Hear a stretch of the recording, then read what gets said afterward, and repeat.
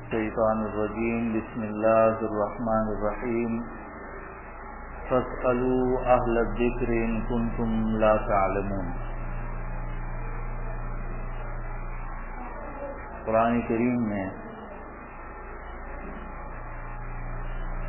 اس بات کی طرف توجہ دلائی گئی ہے، اگر کوئی شخص وہ جانتا نہیں ہے تو اس کے لیے ضروری ہے کہ جاننے والوں سے پوچھ لے، اور اس طریقے سے وہ علم حاصل کریں۔ احکام اور مسائل بیان کرتے ہیں۔ آج پہلے اسی طرح کے درس میں یہ مسئلہ بیان ہوا تھا کہ ننگے سر نماز ادا کرنے کی عادت جو ہے وہ ٹھیک نہیں ہے۔ اس میں شک نہیں ہے کہ نماز ہو جاتی ہے، لیکن یہ عادت بنانا یہ صحابہ کرام کا طریقہ نہیں ہے۔ ایک سوال ہے، اگر ایک شخص نماز پڑھ رہا ہے اور اس نے التحیات للہ اللہم صلی اللہ مبارک، اسی طرح دعا اللہم انی اعوذ بک من عذاب القبر، یا ربنا آتنا فی الدنیا رب اجعلنی مقیم الصلاۃ، جو دعا پڑھتا ہے وہ پڑھ لی، اور ابھی اس نے سلام نہیں پھیرا اور وہ بے وضو ہو جاتا ہے، تو کیا نماز اس کی مکمل ہو گئی کہ نہیں؟ تو اس کا جواب یہ ہے کہ جب تک اس نے سلام نہیں پھیرا اس کی نماز مکمل نہیں ہوئی۔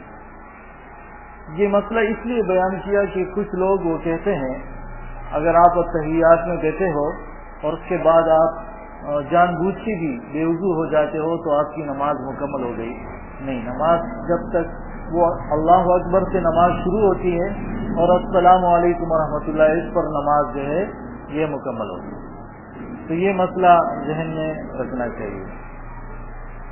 اسی طرح التحیات اللہم صلی اللہ مبارک کے بعد یہ جو جگہ ہے سلام پھیرنے سے پہلے، یہ ان مقامات میں سے ہے جس میں دعا زیادہ قبول ہوتی ہے، تو اس میں بہت سی دعائیں مانگنی چاہیے۔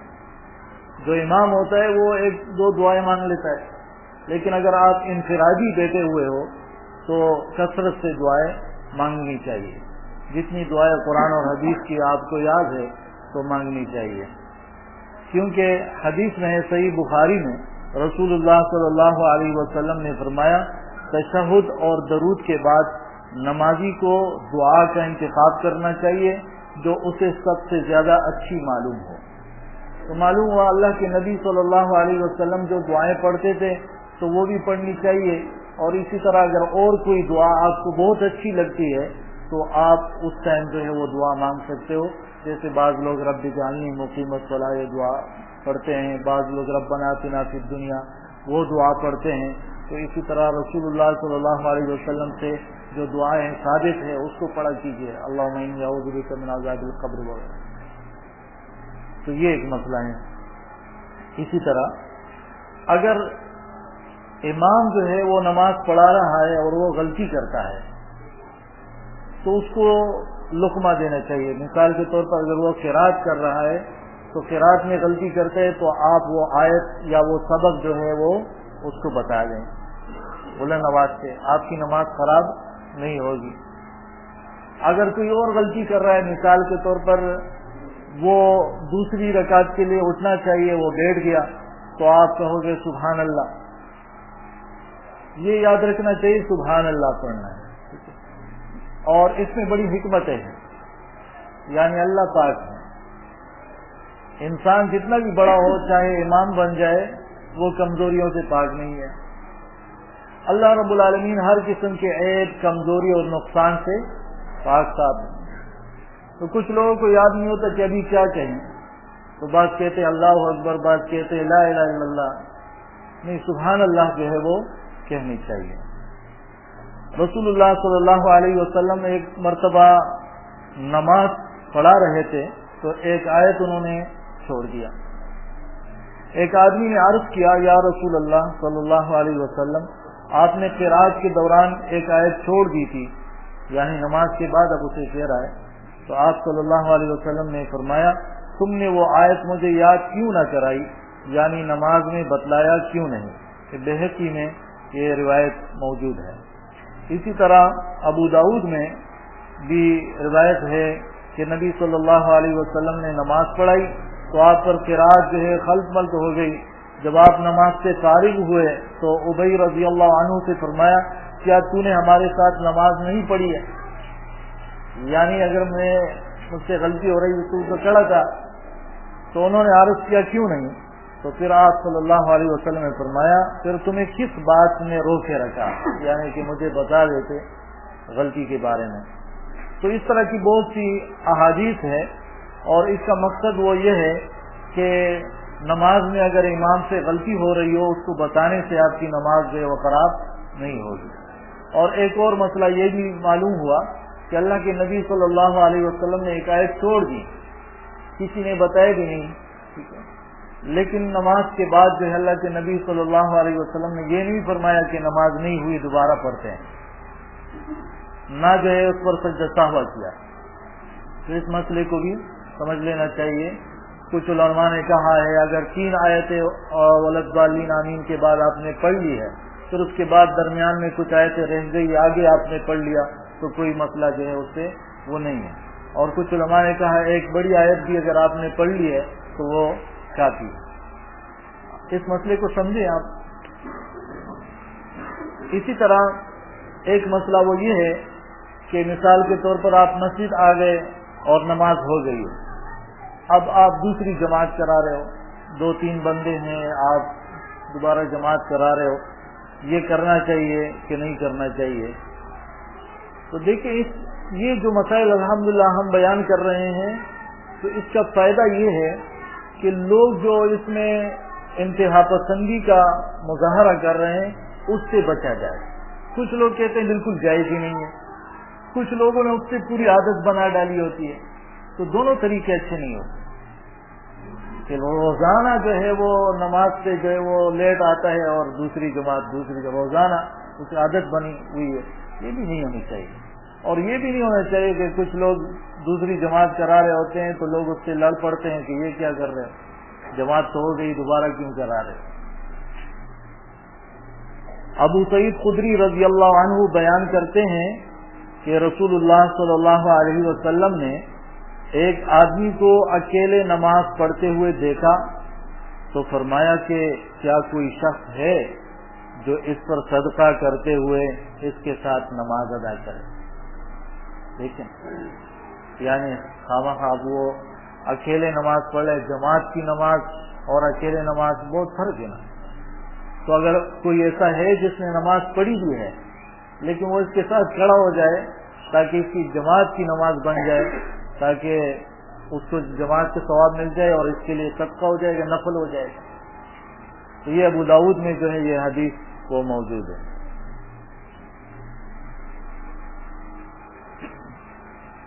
لیکن اس میں اس مسئلے کا وہ خیال رکھنا چاہیے کہ اس سے عادت نہیں بنانی چاہیے، جس طرح کہ یہ کچھ روایات ہے۔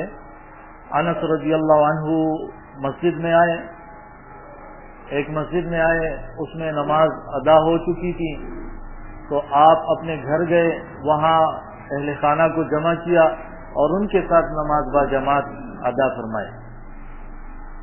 اور اسی طرح عبداللہ بن مسعود رضی اللہ عنہ نے بھی ایک مرتبہ ایسا کیا، وہ واپس گئے، اپنے شاگردوں کو جمع کیا اور نماز با جماعت جو ہے انہوں نے ادا کی۔ یعنی مسجد کے بجائے جو ہے اپنے بیٹک ڈیرے یا گھر میں گئے، اس نے پھر جماعت کے ساتھ نماز پڑھی تاکہ جو ہے وہ کثرت سے بار بار جماعتیں وہ چیزیں نہ ہوں۔ تو اس بات کو بھی سمجھنا چاہیے کہ جائز ہے لیکن اس کی عادت نہیں بنانی چاہیے لازمی طور انسان۔ اور اس میں ایک اور خطرہ بھی ہے، مثال کے طور پر اگر اس کو یہ عادت بن گئی ہے تو اختلاف ہوگا اور تفریقہ ہوگا۔ بات سمجھ آ رہی ہے؟ مثال کچھ لوگ ہیں ان کی نہیں لگتی ہے اس امام کے ساتھ جو پہلی جماعت کرا رہا ہے، وہ کہیں گے لیٹ جاؤ اس کے پیچھے نہیں پڑتے، دوسرا جو پڑھائے گا اس کے پیچھے پڑھ لیں گے۔ یہاں تو تھوڑی گنجائش نکلے تو نفرتیں اور وہ سب کچھ مسجد میں بھی پھر سامنے آنا شروع ہو جاتا ہے۔ تو اس لیے ایسی کوئی چیز جو ہے وہ نہیں ہونی چاہیے جس سے اختلاف ہو، تفرقہ ہو اور اتفاق اور اتحاد کو نقصان پہنچتا ہو۔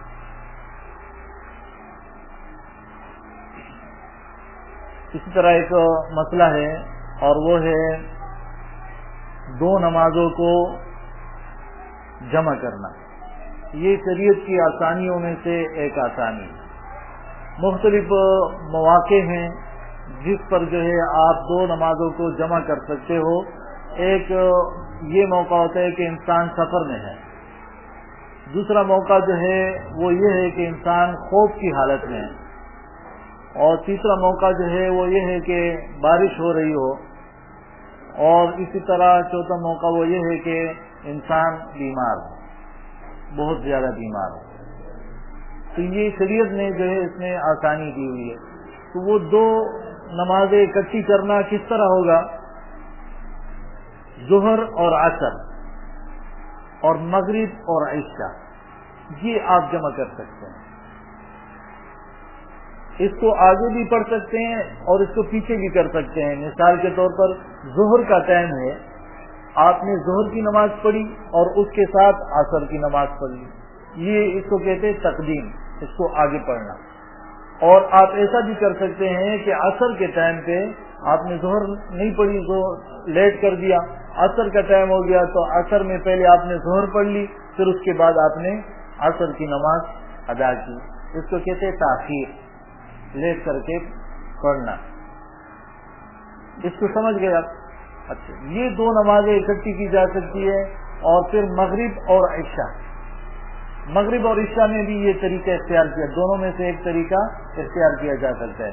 اور آپ اندازہ لگائیں کہ کس قدر آسانی ہوگی۔ مثال کے طور پر ایک شخص بس میں جا رہا ہے اور ظہر کے وقت جو ہے وہ کھانے کے لیے گاڑی انہوں نے روک دی زیادہ ٹائم کے لیے، ٹھیک ہے، تو اب اس نے ظہر کی نماز بھی پڑھ لی اور عصر کی نماز بھی پڑھ لی، پھر گاڑی چل رہی ہے اور رات کو 10 بجے انہوں نے ہوٹل پہ روک دیا زیادہ ٹائم کے لیے، تو تسلی سے جو ہے اب مغرب کی نماز بھی پڑھ لو اور عشاء کی بھی پڑھ لو۔ کتنی سہولت جو ہے وہ دی ہوئی ہے رب العالمین نے۔ ہاں، اس میں ایک اور مسئلے کا بھی خیال رکھنا چاہیے کہ ایک تو جمع کرنے کی اجازت مل گئی، اور پھر سفر میں کیا ہوتا ہے؟ قصر ہوگی، 4 رکعت کی جگہ 2 رکعت ہو جائے گی۔ تو کس قدر آسانی ہے، یہ جو سنتیں بھی نہیں ہیں۔ تو آپ جو ظہر کی 10 رکعتیں ہیں اور عصر کی 4 رکعتیں 14، تو 14 رکعت سے کتنے بن جاتے ہیں سفر میں؟ صرف 4، 10 رکعت معاف ہو جاتے ہیں۔ تو یہ آسانیاں ہوتی ہیں۔ لیکن اگر آپ سفر میں نہیں ہیں، ویسے مثال کے طور پر ضیاء الدین ہاسپٹل ہے، کوئی جناح ہاسپٹل میں، کسی اور جگہ وہ اسپتال میں پڑا ہوا ہے، بہت بیمار ہے، اب وہ جمع کر رہا ہے، تو وہ جمع تو کرے گا 2 نمازوں کو، لیکن پوری نماز پڑھے گا، فرض جو ہے وہ پوری ادا کرے گا۔ اگر سنتیں نہیں پڑھ سکتا تو فرض جو ہے وہ پوری ادا کر لے گا۔ اسی طرح بہت بارش ہو رہی ہو، اور اسی طرح اگر خوف کا عالم ہو، انسان کی جان کو خطرہ ہے، اور اسی طرح اور پریشانیاں ہیں، خوف کا عالم ہے، تو ایسے میں بھی جو ہے 2 نمازوں کو وہ جمع کیا جا سکتا ہے۔ ایک اور مسئلہ، مثال کے طور پر آپ کو اچانک کوئی خوشخبری ملتی ہے، تو آپ بہت زیادہ خوش ہو جاتے ہیں اور اللہ کا شکر ادا کرتے ہیں اور چاہتے ہیں کہ میں سجدہ کروں، لیکن وضو نہیں کیا، اور وہ حالت تو ایسی ہوتی ہے کہ انسان کہتا ہے کہ فوراً میں سجدے میں گر پڑوں، ٹھیک ہے، تو اب کیا کریں؟ تو اس کا جواب وہ یہ ہے کہ یہ جو سجدہ، اس کو کہتے ہیں سجدہ شکر، ایک بڑی مصیبت، آپ بہت پریشان ہو اور آپ کو خبر ملی کہ وہ مصیبت اللہ نے ہٹا دی، یا ایک کسی چیز کی آپ کو حاجت ہے، شدید حاجت ہے، وہ نہیں مل رہا، اور اچانک اللہ آپ کو دے دے اور آپ کو خبر ملے، تو آپ سجدہ کرتے ہو یہ سجدہ شکر ہے تو اس کے لیے وضو شرط نہیں ہے. یہ چونکہ نماز نہیں ہے اس میں نہ قیام ہے نہ رکوع ہے نہ اس میں تکبیر تحریمہ ہے نہ سلام پھیرنا ہے, صرف سجدہ ہے, تو اس میں جو ہے وہ وضو شرط نہیں ہے. بغیر وضو کے بھی آپ سجدہ شکر ادا کر سکتے ہیں. اس مسئلے کو سمجھیں آپ سب. ایک اور مسئلہ, ابھی ہم نے فرض نماز ادا کر لی اور فرض نماز کے فوراً بعد اسی جگہ پر ہم کھڑے ہوتے ہیں اور سنتیں پڑھتے ہیں, تو یہ نہیں کرنا چاہیے. صحیح مسلم میں حدیث ہے, معاویہ رضی اللہ عنہ سے روایت ہے, رسول اللہ صلی اللہ علیہ وسلم نے ہمیں حکم دیا کہ ہم ایک نماز کو دوسری نماز کے ساتھ نہ ملائیں یہاں تک کہ بات کر لیں یا دوسری جگہ منتقل ہو جائیں. مثال کے طور پر میں نے یہاں پر نماز ادا کی, اب اتنے میں عبدالوحید بھائی آیا, کچھ مسئلہ پوچھا, ہماری کچھ بات چیت ہوئی, ٹھیک ہے, اس کے بعد میں اسی جگہ پر کھڑا ہو کے نماز پڑھتا ہوں تو کوئی مسئلہ نہیں. لیکن اگر کوئی بات بھی نہیں ہوئی ہے اور آپ نے جگہ بھی تبدیل نہیں کی ہے تو اسی جگہ پہ نہیں کھڑا ہونا چاہیے, جگہ تبدیل کرنی چاہیے. اس میں بہت سی حکمتیں ہیں اور یہ بھی حکمت ہو سکتی ہے کہ کل قیامت کے دن بہت سی جگہ آپ کے بارے میں گواہی دے, اللہ کی بندگی پر, اللہ کی عبادت پر. تو اس مسئلے کو کون سمجھا؟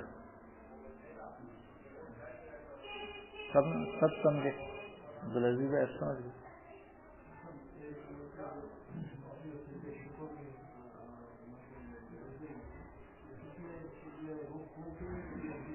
ہاں, اس کا بھی علماء نے لکھا ہے کہ وہ بھی ضروری نہیں ہے, لیکن بہتر ہے کہ قبلہ رخ کر ہو کے کیا جائے. جیسے دعا کے آداب میں بھی دعا کے لیے ضروری نہیں ہے کہ جس طرف بھی آپ ہو, جیسے ابھی میں اس طرف ہوں اب میں دعا کر رہا ہوں کوئی مسئلہ نہیں ہے, لیکن آداب میں سے ایسا ہے کہ قبلہ کی طرف رخ کر کے, کیونکہ اللہ کے نبی صلی اللہ علیہ وسلم خطبہ دے رہے تھے, ایک شخص آیا کہ دعا کیجیے کہ اللہ بارش نازل فرمائے, تو اللہ کے نبی نے ایسا نہیں کیا کہ قبلے کی طرف منہ کر کے دعا شروع کی, اسی سمت میں کھڑے تھے اور دعا فرمائے. تو یہ ایک مسئلہ ہے. ایک اور مسئلہ وہ یہ ہے کہ اگر ایک شخص ہے اس کی نمازیں جو ہے قضا ہو گئی, مثال کے طور پر ظہر کی نماز, عصر کی نماز, اب یہ آ گیا ہے مغرب میں, تو کیا کرے؟ نمازوں کی ترتیب کا جو ہے وہ خیال رکھنا چاہیے.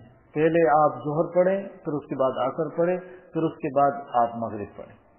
بعض لوگوں کے ذہن میں ہے کہ جو نماز رہ جاتی ہے تو وہ اگلے دن اس نماز کے ٹائم میں پڑھنا ہے. یہ غلط ہے. آپ لوگوں میں سے کسی نے سنا ہے سر؟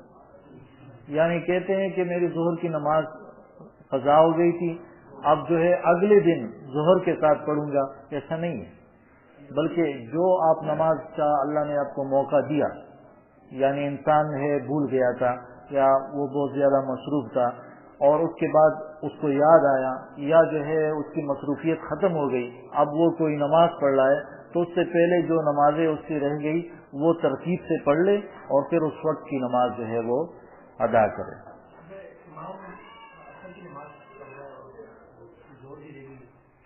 ہاں, تو اس میں علماء نے لکھا ہے کہ یہ شخص جو ہے کھڑا ہو جائے ظہر کی نیت کر کے, وہ نماز پڑھ لے, پھر اس کے بعد عصر کی نماز وہ ادا کر لے. رسول اللہ صلی اللہ علیہ وسلم سے غزوہ خندق کے موقع پر نماز عصر فوت ہو گئی تو آپ صلی اللہ علیہ وسلم نے غروب آفتاب کے بعد پہلے عصر پڑھی, اس کے بعد نماز مغرب ادا کی. یہ صحیح بخاری میں عصر کی نماز. اور پھر انہوں نے اللہ کے نبی صلی اللہ علیہ وسلم نے کافروں کو بہت بد دعائیں بھی دی تھی کہ ان کی وجہ سے ہماری عصر کی نماز رہ گئی. لیکن بہرحال یہ ایک طریقہ ہے, پہلے عصر کی نماز اور پھر اس کے بعد مغرب کی نماز ادا کی. اور ایک حدیث میں ہے کہ جو شخص کسی نماز کو بھول جائے یا سویا رہے تو اس کا کفارہ یہ ہے کہ اسے اسی وقت پڑھ لے جب اسے یاد آئے. یہ ٹائم چیک کر لو. ٹھیک ہے، ٹائم ہے انشاءاللہ۔ اچھا، ایک شخص ہے اور وہ نماز پڑھ رہا ہے، تو نماز پڑھنے کے دوران جو ہے، جو مثال 4 رکعت نماز ہے ظہر کی عصر کی، تیسری رکعت میں ولضالین آمین کے بعد اس نے سورت پڑھ لی۔ 2 رکعت پہلے جو اس میں ولضالین آمین کے بعد سورت پڑھتے ہیں، اور اس کے بعد جو 2 رکعتیں اس میں نہیں پڑھتے، لیکن اس نے پڑھ لی، تو اس میں کوئی جو ہے وہ سجدہ سہو وغیرہ نہیں ہے، بلکہ بعض اوقات صحابہ کرام نے پڑھا بھی ہے، تو اس کو ارادے سے بھی جو ہے پڑھا جا سکتا ہے۔ آخری 2 جو رکعتیں ہیں اس میں بھی جو ہے ولضالین آمین کے بعد سورت پڑھی جا سکتی ہے۔ ایک اور مسئلہ، ایک شخص سے پہلی 2 رکعت جو ہے وہ سورہ فاتحہ اس نے پڑھ لی، اور اس کے بعد سورت پڑھنا ہے اس نے نہیں پڑھی اور رکوع میں چلا گیا، تو اب سجدہ سہو کرے کہ نہیں کرے؟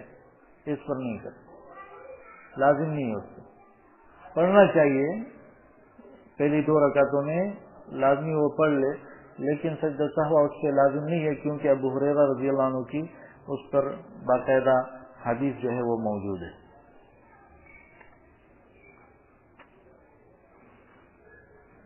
ایک اور مسئلہ ہے، سجدے کی حالت میں جیسے یہ انگلیاں ہیں یہ بند ہو اور یہ کندھوں کے حساب سے رکھے ہوئے ہوں، سیدھے ہاتھ رکھے ہوں، یہ جو پہنیاں ہیں یہ زمین سے اوپر اٹھی ہوئی ہوں، بغل جو ہے یہ کھلے ہوں، اور اسی طرح ران اور پیٹ یہ الگ ہو، اور پینڈلیا اور ران یہ الگ ہو، یہ ملے ہوئے نہ ہو، اور جو پاؤں ہے وہ ملے ہوئے ہوں، اور ان کی انگلیاں جو ہے وہ قبلے کی طرف۔ یہ سجدے میں ان سب باتوں کا خیال رکھنا چاہیے، لیکن یہ بات جو ہے وہ جس طرح مردوں کے لیے ہے تو عورتوں کے لیے بھی ہے۔ تو آپ میں سے کون یہ کام کرے گا کہ اپنی عورتوں سے کہے کہ سجدہ اس طریقے سے ادا کریں؟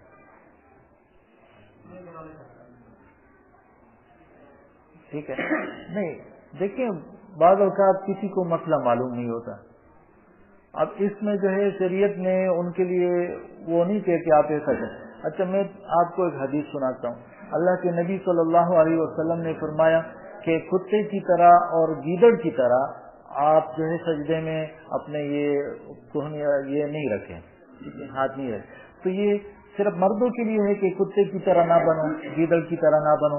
اگر مسلمان عورتیں کتے کی طرح اور گیدڑ کی طرح بنتی ہے تو خیر ہے، سوچنا چاہیے، ذرا تھوڑا سا سوچنا چاہیے، ان کے لیے بھی منع ہے۔ تو یہ جو ہے لازمی جو ہے بتا دیں کہ سجدہ جو ہے اصل طریقہ اس کا کیا ہے۔ ایک اور مسئلہ، آپ لوگوں نے اکثر سنا ہوگا نماز چاش، صلاۃ ضحیٰ، نماز اشراق، صلاۃ اوابین۔ یہ ضحیٰ، چاش، اشراق، اوابین یہ سب ایک ہی نماز کا نام ہے۔ کچھ علماء نے کہا ہے جب صبح کی نماز کے بعد سورج نکل آئے، مکروہ ٹائم جو ہے وہ ختم ہو جائے، اس کے بعد اگر کوئی یہ نوافل پڑھتا ہے تو اس کو اشراق کہا جاتا ہے۔ اگر کوئی دیر سے پڑھتا ہے جیسے 9-10 بجے کے ٹائم پہ، تو وہ صلاۃ ضحیٰ، صلاۃ اوابین بن جاتا ہے۔ جس طرح ابن تیمیہ رحمۃ اللہ علیہ صبح کی نماز کے بعد ضحیٰ کے وقت تک روزانہ بیٹھا کرتے تھے، ذکر اذکار، قرآن کی تلاوت، پھر یہ نوافل ادا کر کے وہ دوسرے کاموں کے لیے جاتے تھے۔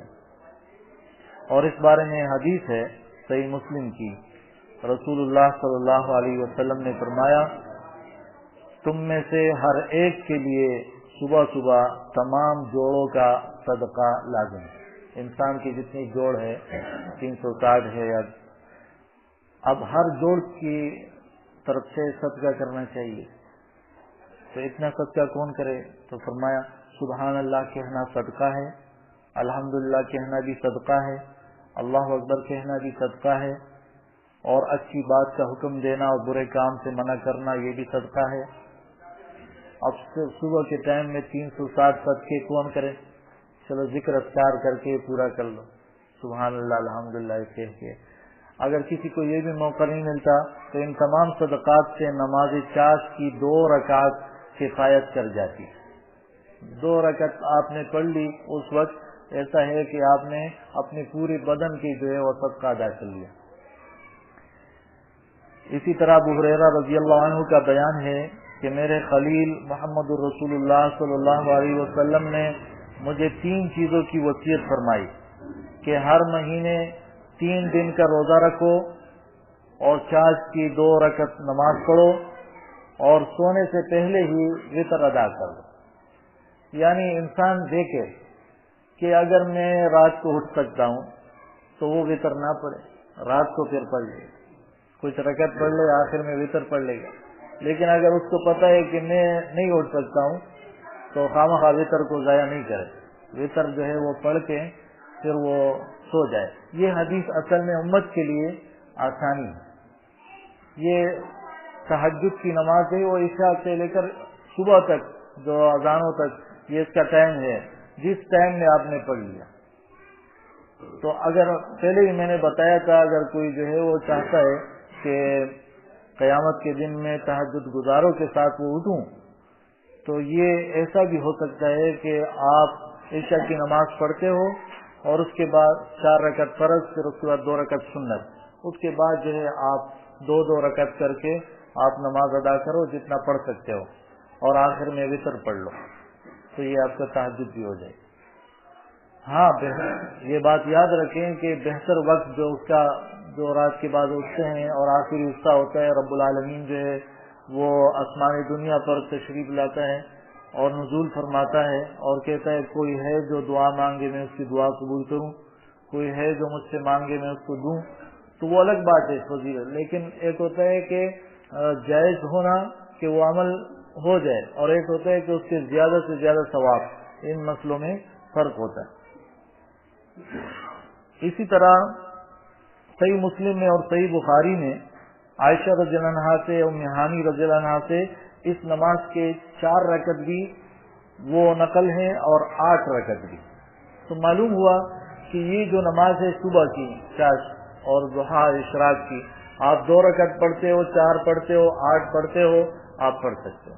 8 تک جو ہے اس کی وہ گنجائش ہے.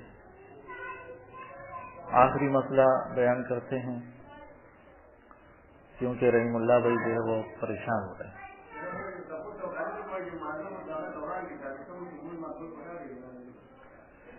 نماز کے دوران جو ہے اگر ایسا حادثہ ہو کہ نماز آپ وہ حادثہ جو ہے وہ آسانی سے کور کر سکے, ٹھیک ہے, جیسے مثال کے طور پر سانپ ہے اور آپ نے جو یہ اٹھایا اس کو مار دیا, ٹھیک ہے, اور بس اپنی نماز جاری رکھو. لیکن اگر ایسا حادثہ ہے کہ نماز توڑے بغیر کام نہیں ہو رہا تو آپ نماز توڑ دو. جیسے کوئی انسان جو ہے وہ جل رہا ہے, آگ لگی اس کو, یا کوئی جو ہے کسی نے اس پر اٹیک کر دیا ہے, یا کوئی ایسا جو انسانی زندگی بچانے کا مسئلہ ہو گیا ہے, تو پھر آپ نماز توڑ کے اس کو جو ہے وہ کور کرے, سنبھالے. نماز کے آگے دیکھیں اگر جماعت ہو رہی ہو نا, جماعت, جہاں امام نماز پڑھا رہا ہے, باقی صفیں ہیں, تو اس صفوں کے اندر اگر کوئی چل رہا ہے کسی ضرورت کی وجہ سے تو کوئی مسئلہ نہیں, کیونکہ امام جو ہے ان سب کے لیے سترہ بنا ہوا ہے. مثال کے طور پر نماز ہو رہی ہے اور سخت گرمی ہے, لوگ جو ہے وہ بٹن کھولنا جو ہے وہ بھول گئے ہیں, نماز پڑھے اور سب پر پسینہ آیا ہوا ہے, اتنے میں لائٹ آ گئی, رحم اللہ آ گیا, اس نے دیکھا کہ لائٹ تو آئی ہوئی ہے اور سب پسینہ پسینہ ہے, بٹن یہاں پر ہے. کہتا ہے کہ نہیں آپ آ جاؤ, یہاں سے آ جاؤ, بٹن کھول کے پھر پیچھے کھڑے ہو جاؤ. ہاں نہیں, اکیلے کا تو وہ سترے کا مسئلہ ہوتا ہے نا, سترے سے آگے آپ گزر سکتے, وہ تو الگ مسئلہ ہے. سترے مطلب نمازی کے آگے سے آپ گزرنا منع ہے, لیکن سترے سے آگے آپ گزر سکتے ہو. تو یہ ایک مسئلہ ہے کہ اگر جماعت ہو رہی ہو اور امام جو ہے وہ نماز پڑھا رہا ہے تو اب یہ امام ان کے لیے سترہ بن گیا ہے. تو اسی اب اگر کوئی کسی ضرورت کی وجہ سے چلتا ہے تو اس کو مسئلہ ہے. جیسے مثال کے طور پر ایک شخص سے اس کا وہ بے وضو ہو گیا اب وہ کیا کرے گا؟ ادھر کھڑا ہوگا، وہ صفوں میں ہی جائے گا۔ یہ شریعت نے کچھ آسانیاں کی ہوتی، اس کا یہ مطلب نہیں ہوتا کہ لوگ جو اسے وہ بنائے بس چلنا پھرنا شروع کر دے کہ چلو بھائی واک شروع ہو گیا، یہ مطلب نہیں۔ جہاں تک شریعت نے اجازت دی ہوتی ہے وہاں تک ہی یہ مسئلہ ہوتا ہے۔ تو آخری مسئلہ میں بیان کر رہا ہوں کہ اذان جو شخص کہتا ہے تو کیا وہی شخص تکبیر کہے گا، اقامت کہے گا؟ اور اتفاق سے آج یہ مسئلہ بھی ہوا ہے۔ تو مسئلہ یہ ہے کہ جو شخص اذان دیتا ہے اور اس کو مقرر کیا گیا ہے کہ آپ وہ اذان دیں گے اور آپ اقامت بھی آپ ہی کہیں گے تاکہ جو ہے مسئلے مسائل نہ ہو، کیونکہ مسجدوں میں اکثر جو ذرا ذرا سی بات سے جو ہے بڑے مسئلے بن جاتے ہیں، ٹھیک ہے، اس نے کیوں اذان دی، اس نے کیوں اقامت دی، یہ کیوں ہے۔ تو اتفاق اور اتحاد قائم رکھنے کے لیے، نظم و ضبط قائم رکھنے کے لیے یہ اچھا ہے کہ جو مؤذن ہے وہی اقامت کہے، لیکن یہ ضروری نہیں ہے، کیونکہ حدیث میں مسند امام احمد میں عبداللہ بن زید رضی اللہ عنہ سے روایت ہے کہ میں نے اذان دینے کے عمل کو خواب میں دیکھا تو میری خواہش تھی کہ مجھے مؤذن مقرر کیا جائے گا، لیکن رسول اللہ صلی اللہ علیہ وسلم نے فرمایا کہ تم اقامت کہو۔ مؤذن کوئی اور اقامت، اس کو کہا کہ تم اقامت کہو۔ تو مطلب یہ ہے اگر کوئی مسئلہ نہیں ہو تو دوسرا شخص اقامت کہہ سکتا ہے، مؤذن کے علاوہ دوسرا شخص جو ہے وہ اقامت کہہ سکتا ہے، تو اس لیے زیادہ انتظار کی ضرورت نہیں ہے۔ اگر وہ مؤذن موجود نہیں ہے تو کوئی بھی اقامت شروع کر دے اور اقامت کرے۔ مؤذن کے لیے اس کو کچھ دینا چاہیے کہ نہیں، تنخواہ وغیرہ دینی چاہیے کہ نہیں؟ اللہ کے نبی صلی اللہ علیہ وسلم نے فرمایا کہ ایسا مؤذن رکھو جو تنخواہ نہ لے، اذان پر اجرت نہ لے۔ ابو داؤد میں یہ حدیث ہے، لیکن اس کا مقصد یہ ہے کہ اپنے طور سے اس کی جو ہے وہ ضرورت پوری کریں، کیونکہ دوسری حدیث ہے مسند امام احمد میں، ابو حمزہ رضی اللہ عنہ یہ ایک مؤذن تھا اس زمانے کا، نبی صلی اللہ علیہ وسلم کے دور میں، فرماتے ہیں کہ میں نے جب اپنی اذان مکمل کی تو رسول اللہ صلی اللہ علیہ وسلم نے مجھے ایک تیلی دی جس میں کچھ چاندی تھی، تو بعض لوگ جو ہیں اس مسئلے کو زیادہ وہ کرتے ہیں کہ اذان پہ اجرت اور دوسری جو حدیثیں ہیں کہ اللہ کے نبی دیا کرتے تھے اس کو بھول جاتے ہیں۔ بات سمجھ آ رہی؟ چلو کوئی جو ہے وہ نہیں مقرر کرے گا کہ مجھے 3000 دو، 4000 دو، 5000 دو، وہ نہیں کہے گا، لیکن وہ لوگ جو ہے دوسری سنت پر، حدیثوں پر عمل کرے کہ اللہ کے نبی مقرر کیے بغیر جو ہے ان کو بہت کچھ دیا کرتے تھے، تو دیا کرے تھے، اس کو ضرورت ہی نہیں پڑے گی۔ تو ان مسائل کو جو ہے وہ سوچنا چاہیے۔ بعض لوگ وہ غلطی کرتے ہیں، اس میں بھی زیادتی کرتے ہیں۔ جو مؤذن تنخواہ لیتے ہیں یا جو امام تنخواہ لیتا ہے، امامت کا مسئلہ ہی تو الگ ہے، صرف یہ مؤذن کے حوالے سے حدیث ہے، تو کہتے ہیں اس کے پیچھے نماز ہی نہیں ہوتی۔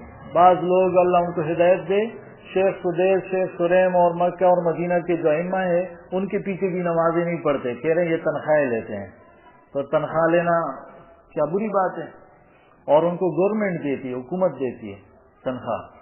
تو تعلیم و تعلم پر دیکھیے، دنیا میں سب سے بہترین چیز کہ آپ اس پر جو ہے اپنا پیسے لے لو، وہ دین کا کام ہے۔ دین کا کام کرو، صحیح طریقے سے کرو اور اس پر تنخواہ لو، اور یہ اس طرح زندگی گزار، یہ بہترین کام۔ وہ جو قرآن اور حدیث نے منع کیا ہے وہ یہ ہے کہ آپ دین کو یعنی اس میں خلط ملط کر رہے ہو، اس میں حق و باطل کو ملا رہے ہو، دین کو چھپا رہے ہو، دین پر ایمان نہیں رکھتے ہو، عمل نہیں کرتے ہو، اور اس کے پیسے لے رہے ہو، دنیا لے رہے ہو، دنیا کی خاطر لوگوں کو غلط دین پیش کر رہے ہو، تو قرآن و حدیث نے اس سے منع کیا ہے۔ اب لوگ اٹھ جاتے ہیں، جو لوگ صحیح چل رہے ہیں، صحیح دین لوگوں کو پہنچا رہے ہیں، اس پر بھی کہہ رہے ہیں یہ تنخواہیں لے رہے ہیں، یہ پیسے لے رہے ہیں۔ اللہ کرے کہ حکومت پاکستان کو اللہ توفیق دے کہ ہر مسجد کے جو امام ہے 50, 60, 1 لاکھ روپے تنخواہوں کے مقرر کریں، جس طرح کہ یہ جو عرب ملکوں میں ہوتا ہے۔ 8,000 درہم 8,000 ریال اس کی اچھی خاصی تنخواہیں بنتی ہے، تو اللہ کرے کہ ادھر بھی ایسا ہی ہو اور لوگ آپ لوگ بھی چندوں سے جو ہے نا بے فکر ہو جائیں گے. اقول قولی ھذا استغفر اللہ.